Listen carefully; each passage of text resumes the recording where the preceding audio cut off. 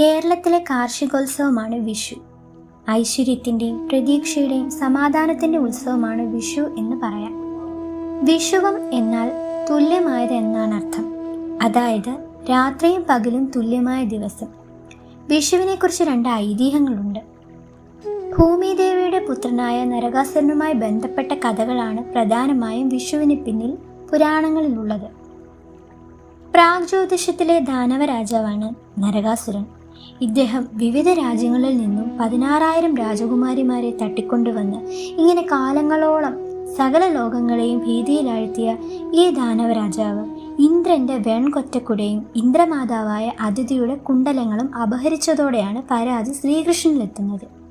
അഹങ്കാരിയും അത്യന്തം ശക്തനുമായ നരകാസുരന്റെ ഉപദ്രവം സഹിക്കവയ്യാതെ ആളുകൾ ശ്രീകൃഷ്ണന് മുന്നിൽ അഭയം തേടിയെത്തി.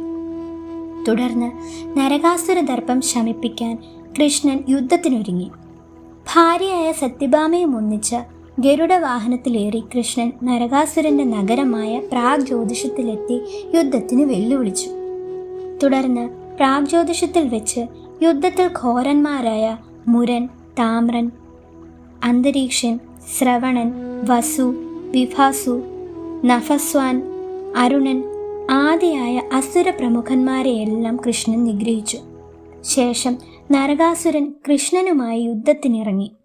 അതിഘോരമായ യുദ്ധത്തിനൊടുവിൽ നരകാസുരൻ വധിക്കപ്പെട്ടു. ശ്രീകൃഷ്ണൻ അസുര ശക്തിക്കുമേൽ വിജയം നേടിയത് വസന്തകാലാരംഭത്തോടെയാണ്. ഈ ദിനമാണ് വിഷുവെന്ന് അറിയപ്പെടുന്നത്. നരകാസുരൻ തടവിൽ പാർപ്പിച്ച 16,000 രാജകുമാരിമാരെയും കൃഷ്ണൻ മോചിപ്പിക്കുകയും ചെയ്തു. അസുരന്റെ തടവറയിൽ കിടന്നിരുന്നതിനാൽ സമൂഹത്തിന്റെ അപമാനം ഭയന്ന് അവരെ കൃഷ്ണൻ തന്റെ ഭാര്യമാരായി സ്വീകരിച്ചുവെന്നും പറയപ്പെടുന്നു. മറ്റൊരു ഐതിഹ്യം രാവണനുമായി ബന്ധപ്പെട്ടതാണ്. രാക്ഷസ രാജാവായ രാവണൻ ലങ്ക ഭരിക്കുന്ന കാലത്ത് അയാൾ സൂര്യനെ നേരെ ഉദിക്കാൻ അനുവദിച്ചിരുന്നില്ല. വെയിൽ കൊട്ടാരത്തിനകത്ത് കടന്നു ചെന്നത് ഒരിക്കൽ രാവണന് ഇഷ്ടമായില്ല എന്നതാണ് ഇതിന് കാരണം.